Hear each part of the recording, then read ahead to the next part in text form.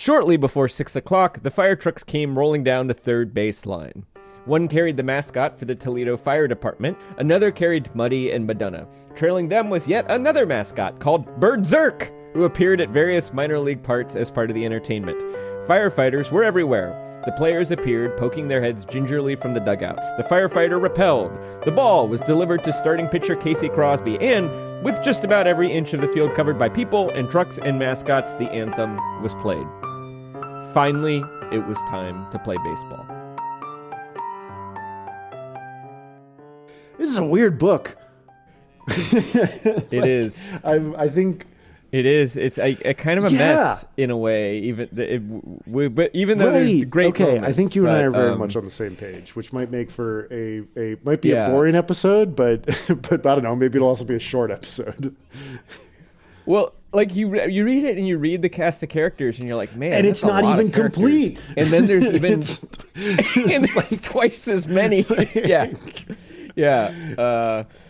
Well, maybe we should do the recap first before we do the analysis. Totally. So we are talking about John Feinstein's Where Nobody Knows Your Name, the first half of the book, the first 19 chapters, which you suggested as the final book in the Jock Nerds Unite. Revenge of the Jock Nerds. That's right. They're both Jock Nerds. Jock Nerds Unite. Jock Nerds of the world unite and take your revenge. And I mean, like, we're gonna probably touch on this, but there isn't really a plot to this book. So the recap, and like, it's funny, I started doing the cast of characters and then like was like, oh look, there's a cast of characters in the book.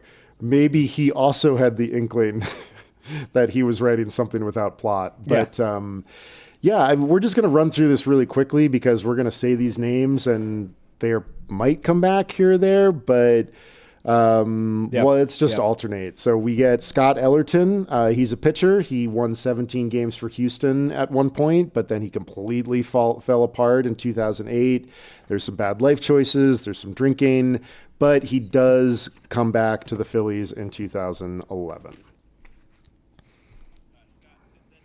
Scott Pezednik, an outfielder, slap hitter who hit a walk-off home run in the 2005 World Series and then was sent down to the minors, just a few years later and is trying to make his way back. We get Charlie Montoyo. He is a manager of the Durham Bulls of Bull Durham fame.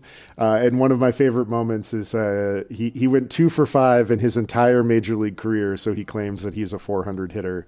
And he's sort of...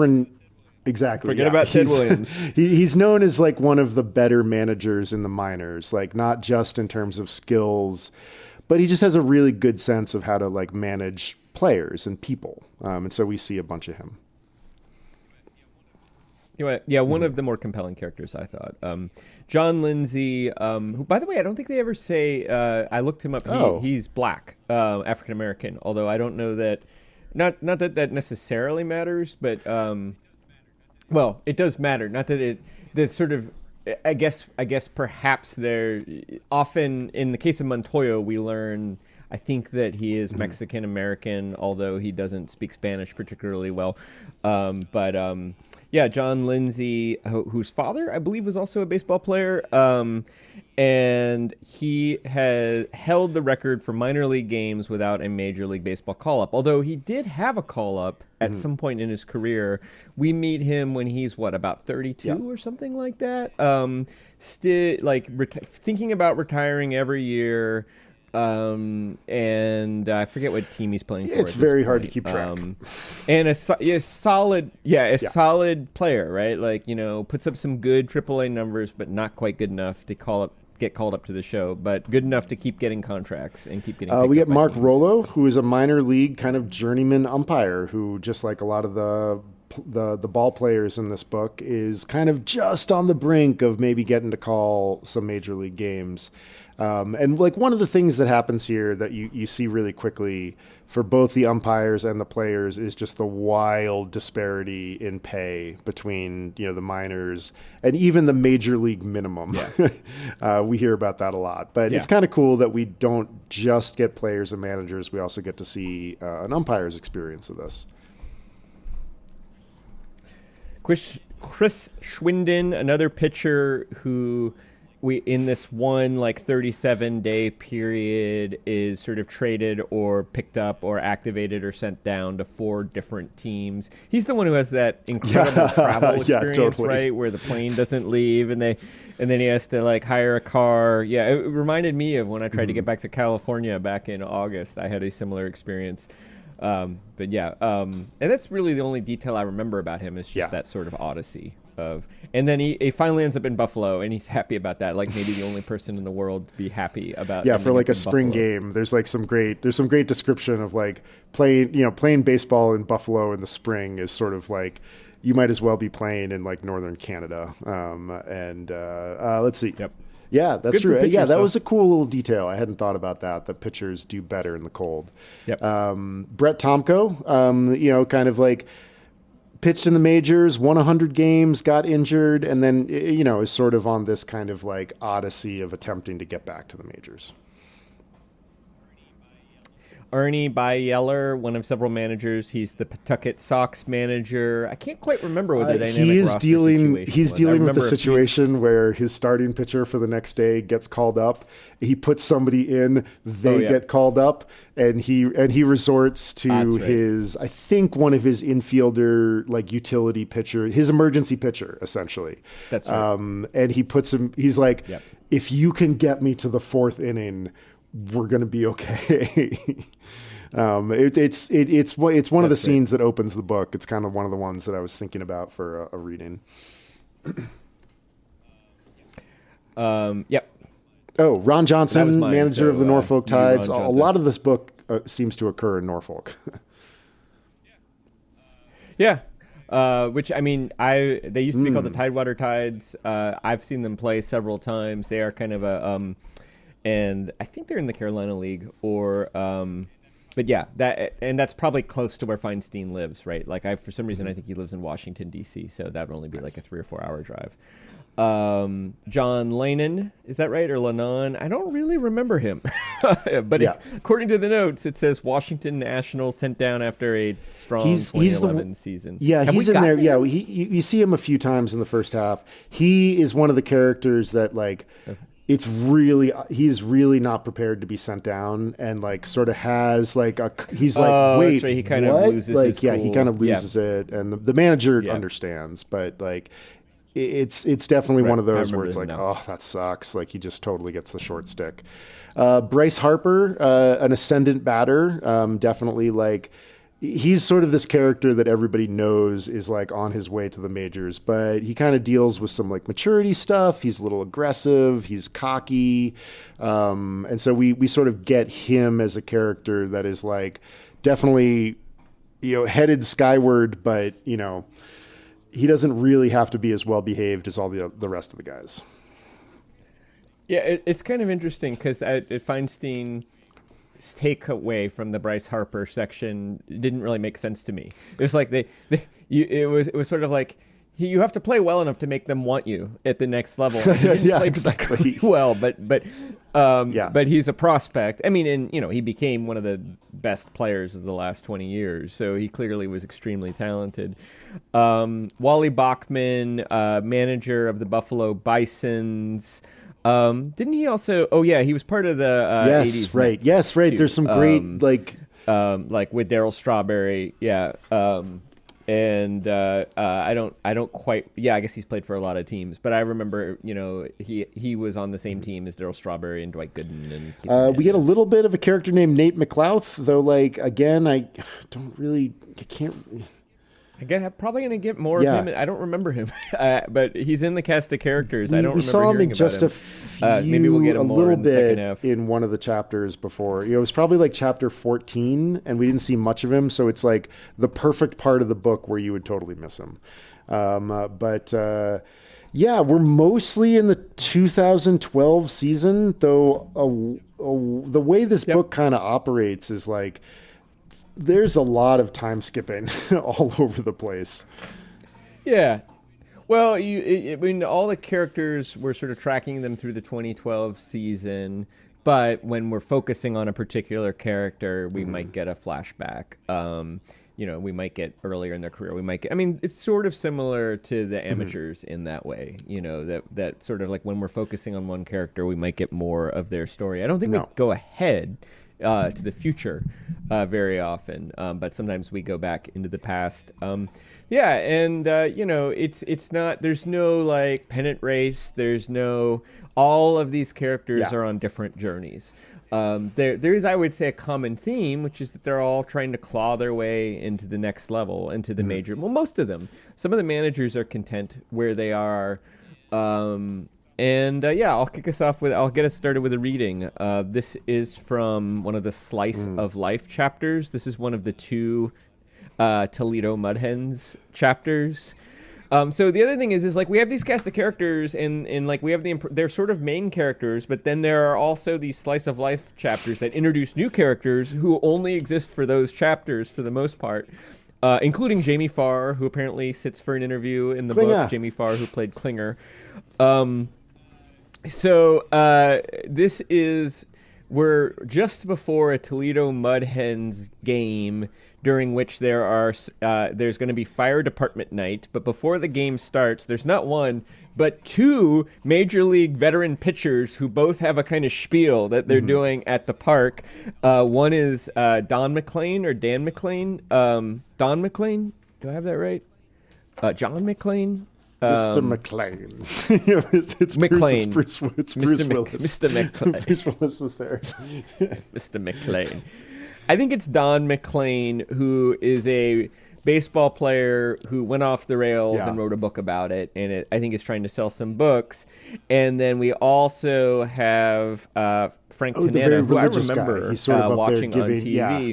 Who's very religious, who was a pitcher who had tremendous longevity, who then became born again, and they're both kind of doing their spiel, their song and dance, but there's also fire department night happening and some mascot stuff. So this starts in a paragraph, kind of wrapping up who Don McLean is. This is great. I'm so glad you picked this. I think I was like, oh, this is a great scene. Now he was 68. This is McLean. Now he was 68 and still able to make some money through various media outlets in Detroit and by trying to sell his book. Fifth Third Field was a fairly typical McLean stop. He signed books for a while and then appeared on the Mudhens TV pregame show, which was also on local cable television. While Tanana was testifying and McLean was signing and fans were making plans for Farr currently preparing for Toledo Fire Department night, all in a day's work for the minor leagues.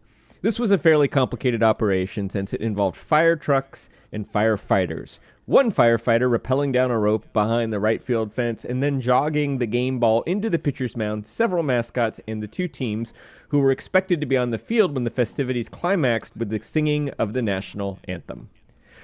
Shortly before 6 o'clock, the fire trucks came rolling down the third base line. One carried the mascot for the Toledo Fire Department. Another carried Muddy and Madonna. Trailing them was yet another mascot called Bird Zirk, who appeared at various minor league parts as part of the entertainment. Firefighters were everywhere. The players appeared, poking their heads gingerly from the dugouts. The firefighter repelled. The ball was delivered to starting pitcher Casey Crosby, and with just about every inch of the field covered by people and trucks and mascots, the anthem was played. Finally, it was time to play baseball. As the Mudhens PR staff settled back to announce the game time temperature and slip into the routine of a baseball game, their walkie-talkies crackled. It was the marketing assistant who had been in charge of the on-field activities. "What in the world," she asked, "am I supposed to do with all these fire trucks and mascots?" You're like the reason why I loved this, and maybe it's the reason why you loved it. I want to know more. This is so quintessential minor league, and I think, the thing it's doing here is like the tension of this book is these guys who are working so hard for so little for so long, and like their experience of the game is so wildly different from the people that go to see a minor league game. Yeah. Because like you go to see a minor league game, I'm sure there are regular fans and stuff like that. There are people, there are season ticket holders who are probably there pretty regularly. But going to a minor league game is more like a family event, you know. it's entertainment. It's not sport. It's like going to Disneyland. It's like going to a children's museum, you know. Yeah. There's treats, there's ice cream, there's stuff for the kids to look at, there's mascots, and there happens to be a baseball game. Yeah. You know. Yeah, and I'm always the weirdo at the Sea Dogs place with like a, with a scorecard. And I think that like the reason I love this scene so much is that it just so neatly dramatizes the difference in stakes for the observers and the observed. Yeah. Which I think is the is the sort of animating tension of this book. And it just makes me feel like, it's a very hard life. I agree. And then I actually have a question for you coming out of it, though, which is, does this Toledo Mudhead slice of life digression actually enrich the book? Like, if you were Feinstein's editor, would you advise him to keep this Toledo Mudhens chapter in? Yes, absolutely. I want, like, I've been thinking about this book because I've read Feinstein's other stuff. Like, I've read A Good Walk Spoiled. I've read A Season on the Black. He has a lot more books than that, but like, what is surprising me about this one, and this is going to sort of tip my hand about one of my questions to you, is that there's really not much of a through line or a thread. And the great thing about about A Season on the Black is that we get the experience of two pitchers, sort of like doing their best through a single season. And so you get an organizing principle with the season and the pitchers and what they're trying to do and what their teams are going through. And that's great. And the same thing with A Good Walk Spoiled, where there's sort of this like tension of the PGA Tour and all of that. And this book has so many characters that it's really hard to achieve that same level of sort of stakes and focus. Yeah. But little scenes like this, and my reading is not as, dynamic as this, but is another moment of like the human experience that these players and managers and people are kind of going through. If I were Feinstein's editor, I would have been like, okay, you need to cut the cast of characters by 2/3. And what I want is I want you to assemble those stories. And maybe that's going to come out in the second half of the book. But if it does come out in the second half of the book, that's still too late. Yeah. So I loved this scene. This whole thing with like this like washed up, drunk raconteur, and then like this like incredibly long history, born again. I love the detail that he had given up a home run to both Willie Mays and Barry Bonds. Willie Mays or Hank Aaron? Hank Aaron. Hank Aaron and Barry Bonds, like, because it was the two record holders. Right, that's it. Yeah, and there's this great little thing about him that he threw 90 in the 70s and he threw 70 in the 90s. It's just Frank like Tanana. I remember him. Like, I remember seeing him on TV or having his baseball card or I mean, I feel the same way. I like this too, but at the same time, as a organizing principle, it doesn't fit into the book to me. Like in the Toledo Mudhens chapters, we talked with Peter Lunenfeld last year, and he has a book about Los Angeles, and those chapters really reminded me of Peter's book about Los Angeles, because it was like Jamie Farr intersecting, and we were talking about like MASH, and we were talking about Frank Tanana and McLean. McLean is like, Jim Bouton, like another version of him. And baseball and firefighting, that's the way that Lunenfeld's books reads when he's talking about Los Angeles. And it had that same feel, but I was also like, none of your major characters play for the Mudhens. Are here.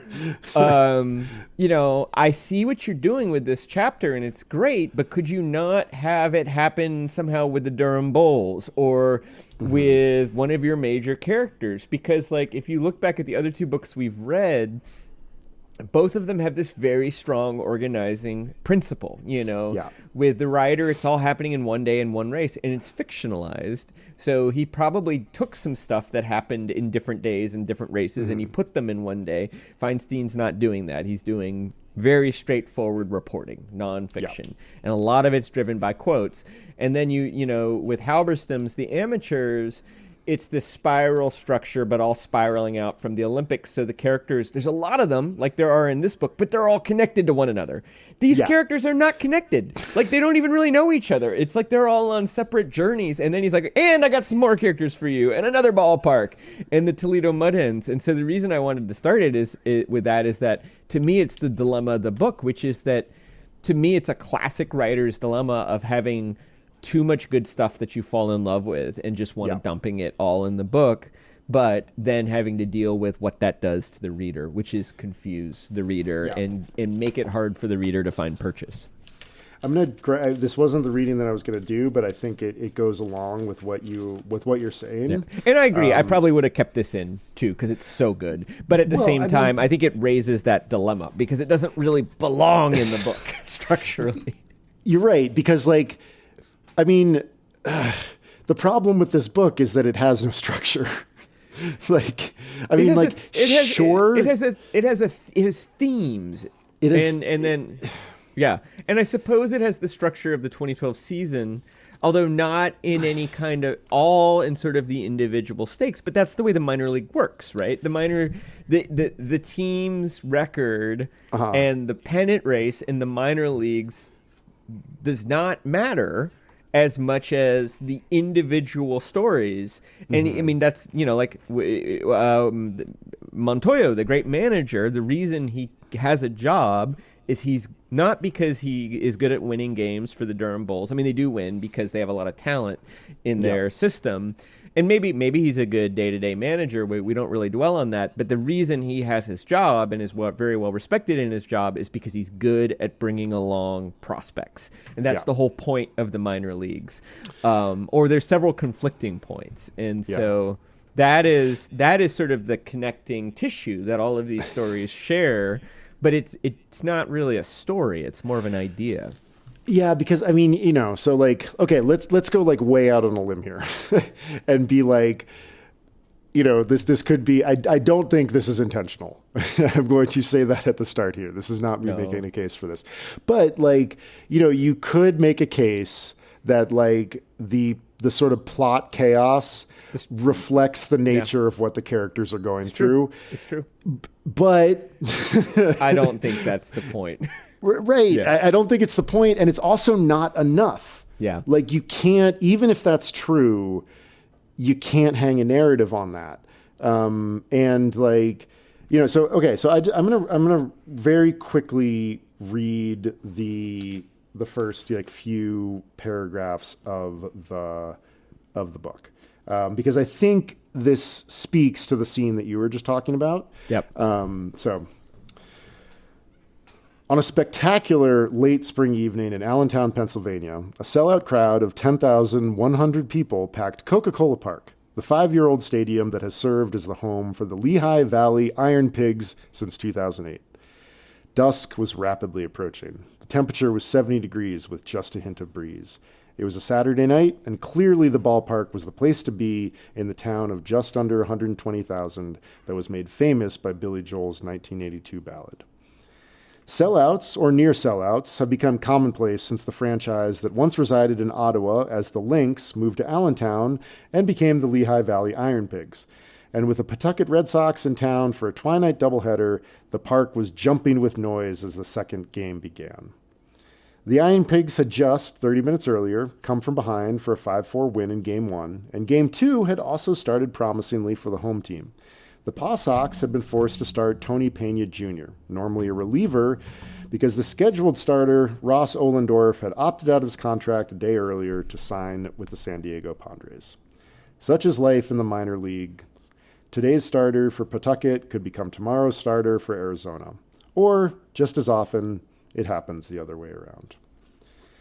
Pena had lasted 3 innings. Arnie Baylor, the Pawtucket manager, would have taken Pena out at that point, even if he hadn't given up 6 runs. He had thrown 54 pitches, well beyond the number a manager normally wants to see a reliever throw. And so, when the Iron Pigs came to the plate in the bottom of the 4th inning, leading 6-4, Baylor went to his bullpen. And what we get next, then there's a little break, and he jumps to describing basically the scene that you just described, that in a minor league stadium, entertainment trumps gameplay. This is Whack the Intern. Whack the Intern, yeah. Which he points out is a family game. It's great. Great, despite the wonderful name. Little throwaway. Yeah. And the pitcher is Mark Pryor, who was once a really, really great, very successful ball player. And the point that gets made is that the stadium is full of people that are paying attention to Whack the Intern and are have no idea who Mark Pryor is anymore. Yeah. And so there are a few of these scenes that he drops in where we understand this tension. Yeah. But it's not enough. And this was my question about that I threw in here about differentiation. Can you differentiate these characters? No. A few. Montoya really sticks out for me. I feel though, Ellerton, all the pictures kind of blend together. Ellerton, Schwindon, and Tomko kind of all blend together for me. Lindsay kind of sticks out. But the managers, apart from Montoya, I can't forget, because there's so many scenes of, managers sitting somebody down and sending them down, and managers sitting somebody down and sending them up and being happy about it, and they're always like, that's my favorite part of the job. Favorite part of the job. How many times did I hear that? And it's I've lost track of which manager sent who up and when, and which manager sent whom down, and somebody told somebody to be a firefighter, and somebody, gave somebody the option of going down to AA or wavering, et cetera, et cetera, et cetera. And the stories start to become interchangeable. They're all good stories. I get why he's included them. He's not making stupid choices. It really reminds me of the project I've been working on for the last year, but especially in production for the last 3 or 4 months, about teachers and education, because often I'll be like, okay, this teacher is great for this thing, and this one's great for this thing, and it's a great story. And my impulse is constantly to try to bring in as many of them as I possibly can. Because as a journalist, you're very grateful to anybody who sits down and gives you an interview. And often they do it because they're hoping, or at least one assumes they do it because they're hoping to be featured. That might be a mistake for me to assume that. That might be a projection, but I often assume that. And so I try to work my people in if I've interviewed them, even if it doesn't work. And also I just fall in love with the stories. And I feel like Feinstein's doing that here. And I think part of it too is that he's made a structural decision to tell the anecdote that illustrates the point he makes the best, irrespective of whether that anecdote is attached to one of our main stem characters or not. And because of that, we basically lose the differentiation between the main stem characters. And what we have is a lot of minor characters. Ryan Sandberg. We have a little Ryan Sandberg digression. And I was like, I didn't know he was a manager. Oh, by the way, rest in peace. He died this year. That's very sad. Great Cubs second baseman. I didn't know he was a manager. I didn't know he was a good manager. I had no idea. When I showed up in Chicago, I don't think he was managing anymore, but he was kind of just a man about town. He would do hair loss commercials and stuff. He sounds like he was a great manager. He does. It sounds like he was great. And he had that thing that great ball players had, which is people just inherently respect him. No one's going to backtalk Ryan Sandberg, Well, there's this great moment where somebody asks him about what would you do if somebody came late to warm-ups? To stretching. And he just he's like, they wouldn't do that. Yeah. and whoever's talking to him is like, oh shit. Yeah. And I buy that. But it's also Jamie Farr, again, there's just so much to keep. So I lose the differentiation. I do feel like Charlie Montoya was sort of an exception, and maybe it's because the Durham Bulls are so iconic, and he has kind of a memorable name. And and the umpire is an exception because there's only one umpire, Mark Royo, so you don't have to keep track. I am tracking Ellerton, and part of that is that we have the visual of him as 6'7", and then super gangly. Super gangly, and I really like the story. One of my favorite anecdotes, the one I almost read, was he goes to the ballpark with his son 3 years into his first retirement and just calls out the general manager by name. And the general manager gives him an audition, basically, like gives him a chance, which is a super nice thing to do. I later read that general manager was like overwhelmingly like voted by the fans to be fired. And part of the complaint was that he was always giving like shots to veterans who didn't live up to the money that he was offering them. So I don't know where Ellerton's going, but I wonder if that's, he's kind of a hero. That general manager is sort of a hero of this book. But apparently he maybe gave a few too many Scott Ellertons a contract. But yeah, I lose the differentiation. I think part of it is that, I think part of it too is that we get a lot of quotations, but we don't get a lot of characters in their downtime. Basically everything that Feinstein is, he's carefully curating his anecdotes, so they're all kind of like important moments in these characters' lives. But like, I don't know what John Lindsay does when he's on the road at the hotel. I don't know. I do think we learned that Tomko does like watercolors at night, if I remember. Yeah, correctly. he likes art. Yeah, he likes art. That's like he's weird. Yeah, and everybody thinks he's weird. So occasionally you get these little details, but like for the most part, because there's so many characters, none of the characters really have enough detail that you get to know them that well. And also because of that, like, I don't know. I mean, I wish them all well, but I don't become super invested in their journey. And I kind of also have this sense, I could be wrong about this. It'll be interesting to see the second half, but I kind of have the sense that these are all going to be feel-good stories. And I think for this to be a great book, you need a couple heartbreaking stories. In fact, maybe you need mostly heartbreaking stories, because that's the minor leagues. And fewer, right? Like, this should be... This should 3 or 2. Right. Yeah, maybe 4. Very long essay, something like that. This could be an essay in the vein of like a supposedly fun thing I'll never do again, like a 100-page essay. Like, no, sort of feels instead like it's like an almanac of the minor leagues, like a yes, narrative right. almanac of the minor leagues. And again, like, I really relate to John Feinstein, because as a person who has just done 90 interviews and 30 with teachers and 30 interviews for students, like, I want all of them to have their moment, Yeah, totally. Because like there's always something good about each of them. There's always some interesting, anecdote, but it's also just a hard book to read because of that. And I enjoy it while I'm reading it. It's just that, like, I have this sort of sense of like, it's almost more like reading a collection of magazine stories. Totally. But it's not packaged that way, nor does each chapter have the neatness of like a really good, like, 10,000 word reported essay that, in a way, I almost feel like that would maybe be better, is if you just, if each of these, because he is sort of weaving the character stories together, but you have a really hard time tracking it. At least I do. Yeah, and I'm a pretty attentive reader. Right. Yeah, exactly. You're better than most. And and the prose is fine. The prose is effective. The prose is good. Like, he's a good writer, like he puts sentences together nicely. He's good at scene setting. But yeah, I don't know where I'm supposed to be looking. Yeah. And I feel like the number of times that I see passages like, in 2005, he had a good season, but then struggled with like reconstructive surgery. And then he came back in 2007. He had another bad year. He got sent down. He got shipped off to here. He was pitching pretty good, but not amazingly. His respectable ERA of 3.75 was not enough to get him a promotion. He thought it just might be. There is one of my favorite anecdotes like that is the catcher who wants to say that he hit a hard 190. Yeah, that one's great. Yeah, exactly. And then it drops to 140. And he's like, I can't. There's no such thing. It's a hard 140.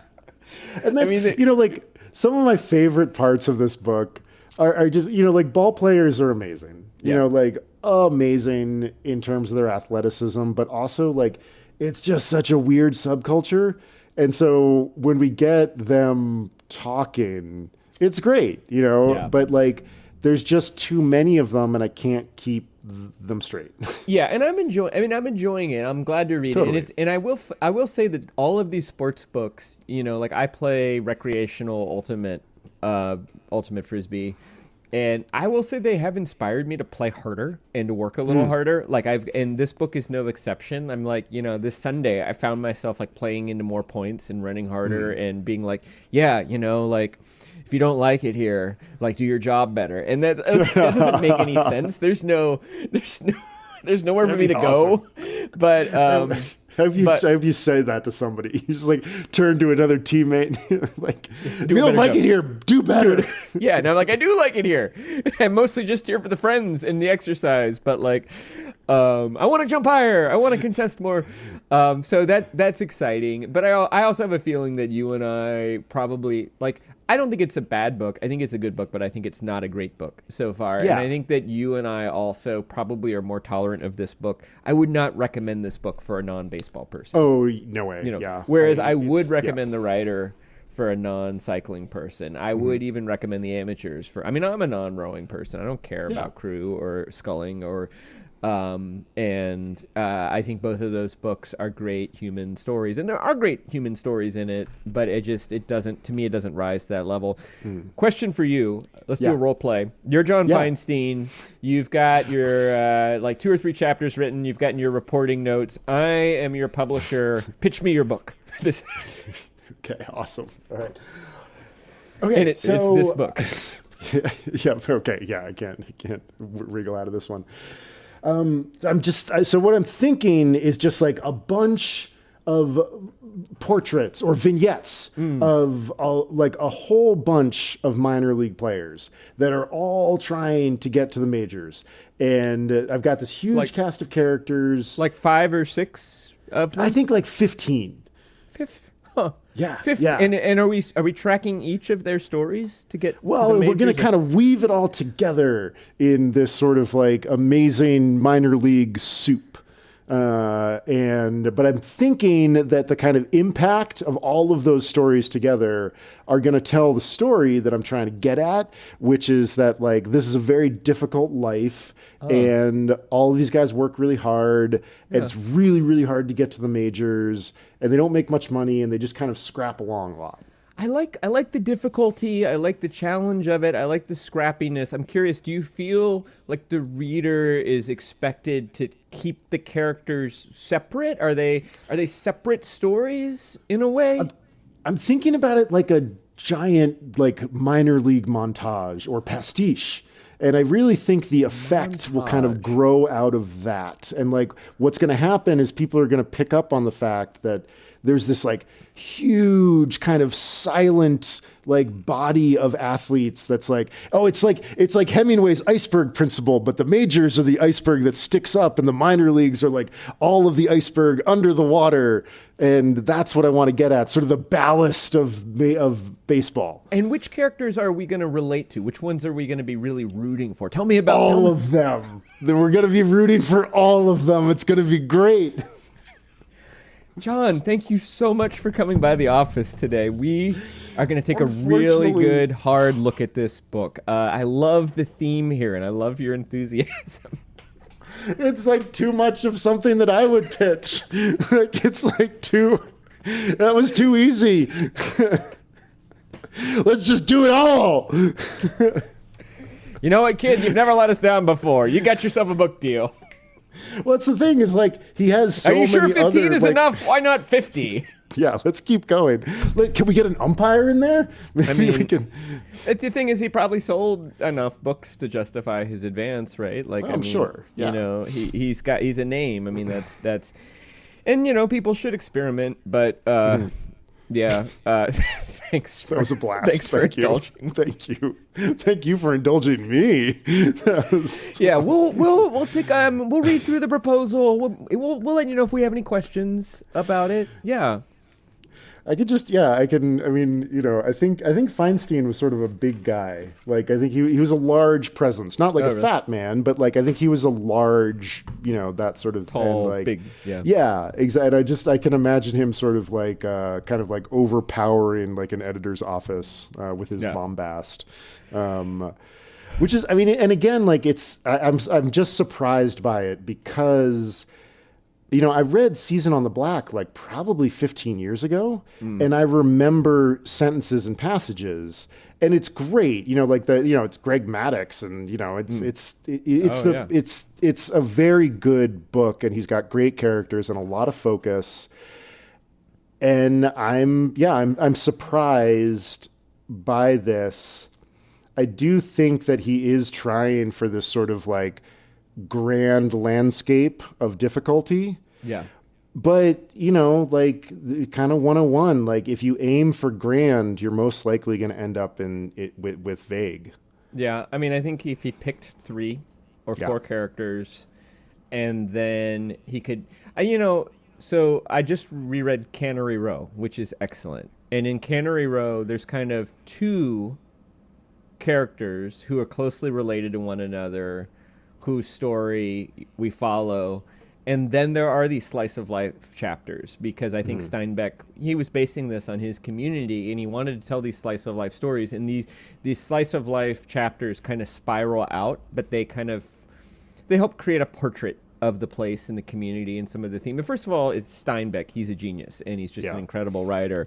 And I'll just read whatever he wants to write about anything. But I can see the slice of life structure working, and I think it would work better to have these slice of life. I think you could do the like 15 main characters thing, or 12 without the slice of life chapters. That would be hard on its own. Or you could maybe have 4 and then sneak the slice of life chapters, making it very clear, like, these are digressions, they're diversions, they're thematically linked to this main story, and that might work. But I don't think it works to do both, because it's just like, man, I have to remember who 35 people are, and the stories all are very similar. They're similar stories too, and there are, I mean, great details. Very memorable details. We just said the catcher who hits a hard 190, the Toledo Mudheads, Jamie Farr bobble height prep while the firemen are rappelling, while 2 former baseball pitchers are telling their life stories, and all of that. There's many of the stories. I mean, the first time, I forget whose story it was, but you got promoted to the major story. I'm like, I had a lump in my throat. But then we get like 7 of those, and they're all totally come into the office. And then I wasn't sure why he wanted me in the office, and he wasn't really like making a face at first. But then I noticed all the coaches were there, and suddenly like he started smiling, and I realized, oh, this was good news. And then, quote, like, I started crying right on the spot. I had to call my dad. And they just feel like the same story. And there is, like, in audio, I could see doing a sort of supercut of all of those stories where you make it one story. But he's not, in each case, this moment is falling in the midst of some narrative we're supposed to be tracking for these different characters. And the stories are just too similar. Yeah, they're too much the same. So I've got a reading of one of those scenes. I think it was one of the better You're Going Up scenes. Yeah. And then I think I'm ready to go to trivia. Sure. After that, I think we did it. Yeah. Okay. So this is. So we are. God, what team are we at this particular moment? I think we are. We're in another Pawsox Indians kind of thing, and the manager here is named Trainer, and the player who is getting called up is named Marte. And Trainer and Marte. I remember this one. Trainer is the what was his team? It was one of the Midwestern teams, maybe the Louisville Red, or was it the Mud Hens? I do remember Trainer. He was kind of a vivid character.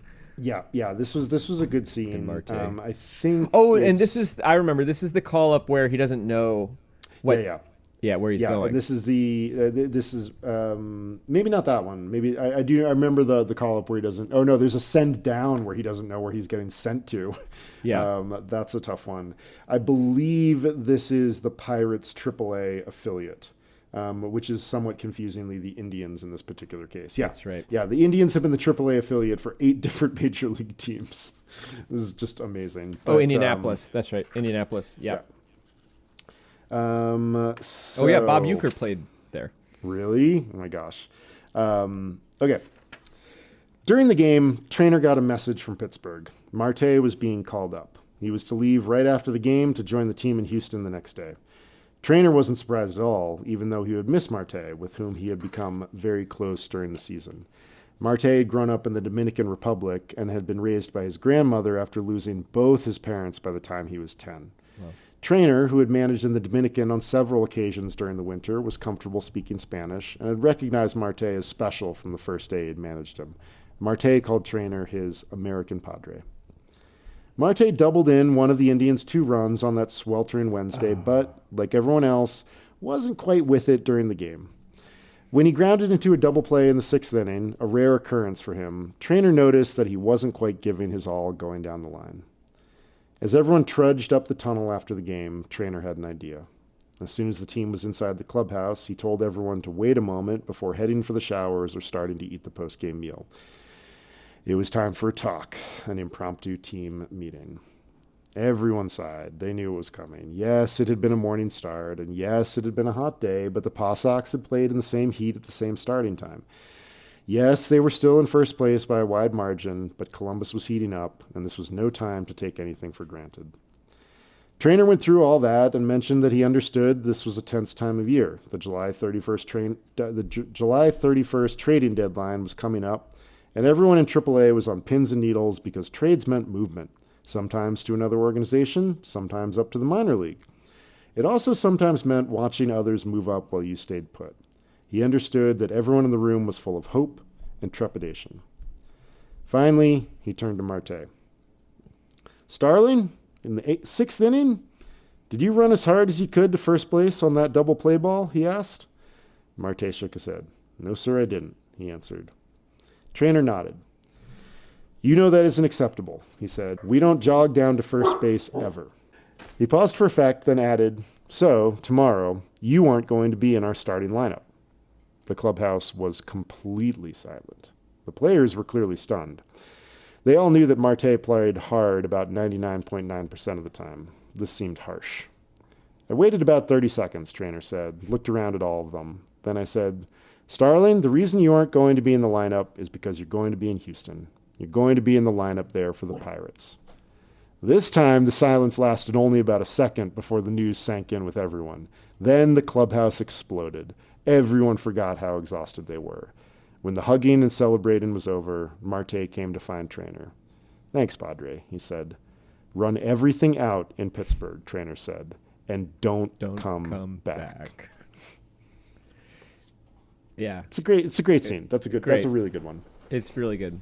And yeah, I mean, it is. There were a bunch of those stories. I think that was probably the best of all of them. Yeah, and you're right there in there. You can smell the sweat. The trudging up the tunnel. That's such a great detail. Tunnel. You're kind of like, man, he's benching? Because I had forgotten that he had been called up for some reason. When even though we had been told that, I had sort of briefly forgotten it. And so, like, wow, they're punishing him. I mean, I feel like it would have been enough to just be like, yeah, next time leg it out. All right, hit the showers. But wow, he's being rough. And then you're not. The reason you're not. It's wonderful, and it's just a story you scoop up, right? Like the reporting did the work of that. Yeah, totally. Yeah, exactly. You have to be a decent writer just sitting there, but waiting for you to pick it up. Yeah, and then you just got to not mess it up. You got to not break it when you pick it up. Yep. And it's tough because, like, I don't know if Marte's story, that might be the one great detail, and what we're saying is fewer characters, but with fewer characters, you might have fewer really great anecdotes too. Although, there might be a way of splitting the difference, right? You might have slice of life stories or that sort of thing. But yeah, shall we go to trivia? Let's do it.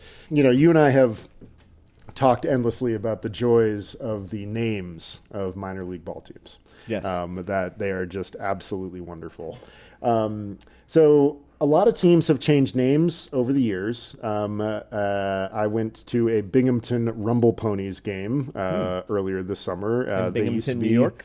The Binghamton Mets is what they used to be, but then that name seemed too boring, and so they turned into the Binghamton Rumble Ponies, an homage to Binghamton's history as the merry-go-round capital of the world. Merry-go-round capital. Yes, and the person who proposed the name said that she remembers the rumbling of the carousel ponies when she was a child. There you go. It's a very tenuous connection, but whatever, it doesn't matter. Oh.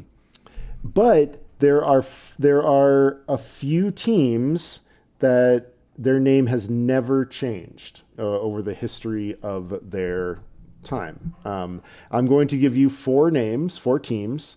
All of them, their names have not changed during their history. But what I'm looking for is which of these is the oldest one, which is the sort of the longest running unique name. Okay. And this is also just a great opportunity to speak for amazing minor league ball teams. Though sadly, there is a team. Shit, I can't remember the city name. The Space Cowboys. Which is just amazing. Houston, maybe? Yeah. Do they play Cowboy Galveston? Bebop at every or Jamiroquai? But so here are your choices for the oldest, unique, unchanged minor league ball team name. Okay. A, the Arkansas Travelers. B, the Buffalo Bisons. C, the Chattanooga Lookouts, which is my favorite. D, the Toledo Mudhens.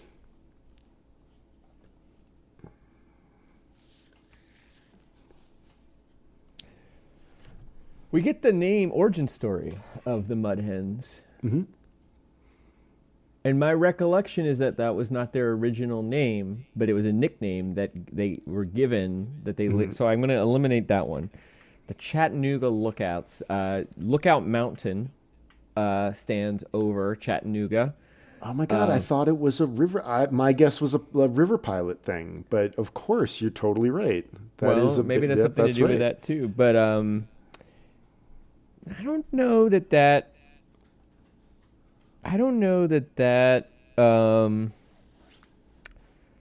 feels like a more modern convention to name the team after a local mountain.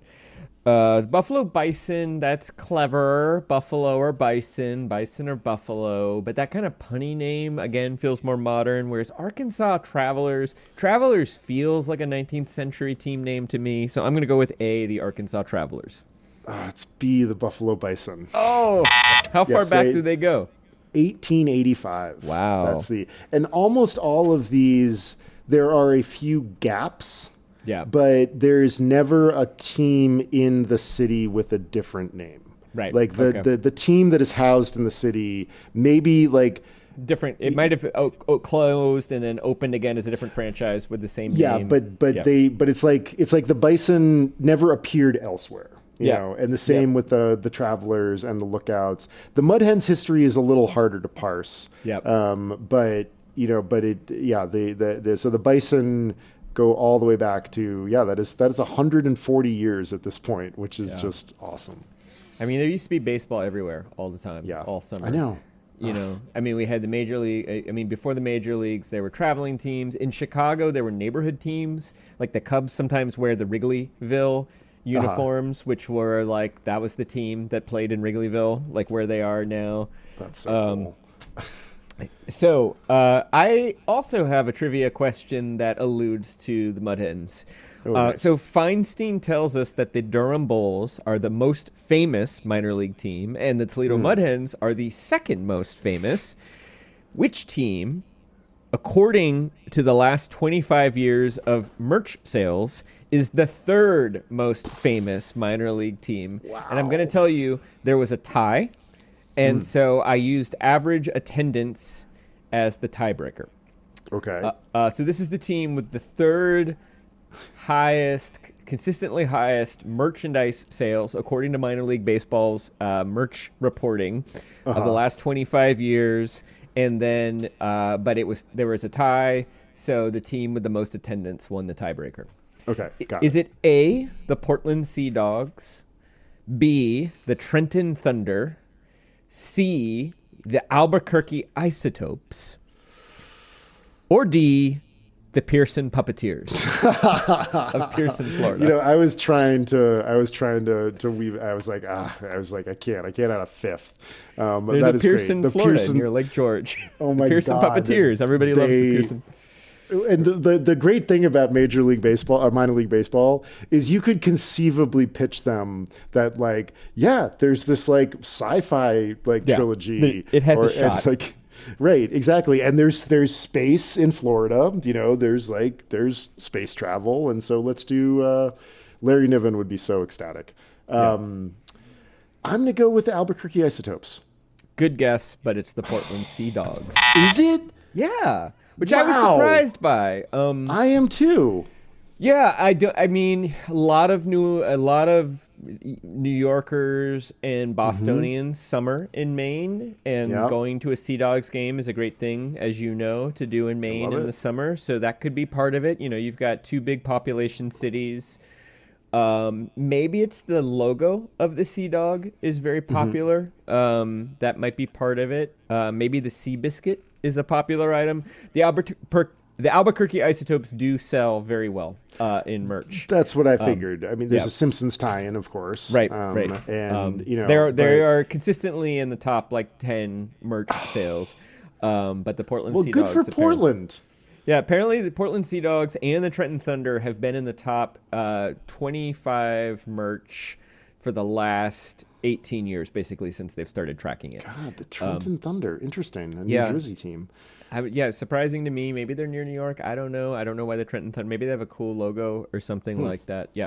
And but the Sea Dogs have a higher average attendance than the Trenton Thunder, too. Well, way to go. Way to go, Sea Dogs. The Trenton Thunder logo it's okay. There's sort of like it looks like a blue Michelin man holding a lightning bolt threateningly. That's my quick. I know it's supposed to be a cloud. That is supposed to be a cloud. It does look like the Stay Puft Marshmallow Man or the Michelin Man. Like and like the guns, like the shoulder guns, the eyes are sort of I'm not terribly impressed by that. I don't know. Maybe they're just a fun team. Maybe they're just a fun club. Are they a Mets affiliate? They've got a bird mascot. The mascot's sort of odd looking as well. Boomer is the Sea Dogs definitely have a good logo, right? Like that walrus with the or seal with the baseball bat. Slugger. It's the team. Slugger. Is the mascot. Slugger. Yeah. Slugger. We're gonna sing Sweet Caroline with Slugger today, and I'm gonna have a Sea Dog. Yeah. Next up, everybody, we're going to be reading the second half of John Feinstein's Where Nobody Knows Your Name, and we are going to answer the question whether or not he assembles all of these threads into something of a little bit more coherent tapestry. So stay tuned for that. We shall see. It's a fun book, even if we're saying it's not perfect, there's still lots of great anecdotes. If you're at all a baseball fan, I think you'll enjoy reading it. Thanks for listening, everybody. Upper Middle Brow is a Small Point production. Chris Bagg and Jesse Dukes would like to see you for just a sec in their office. Music by Ben Pajak and Jesse Dukes. Design and website by Chris Bagg. We are supported by Jenny Grieve and Justin Reich. Find us on Patreon, where there are a number of tiers at which you could show your support. And as a reminder, everybody, if it wasn't obvious from this episode, Jesse and I are both writers and editors, and we can help you with your project, whether it has been published or not. You can see some of our portfolios and learn more at our respective websites, chrisbag.com and jessedukes.com. We can help you go from 15 characters to a manageable 6. Yeah. Yes, while still preserving the spirit of your book. We can role play your pitch. We could definitely offer that service, obviously. All right. Well, all right. Thanks, everybody. Throw it over the plate. Don't walk any batters. Don't give them any easy runs. Yep. Keep it down in the strike zone. Don't hit anybody. Unless they hit one of your guys. Yeah, then definitely. And then throw at the meat of the thigh or the shoulder. No beanballs. Yeah, don't hit their hands, for God's sakes. For God's sakes, yeah. Exactly.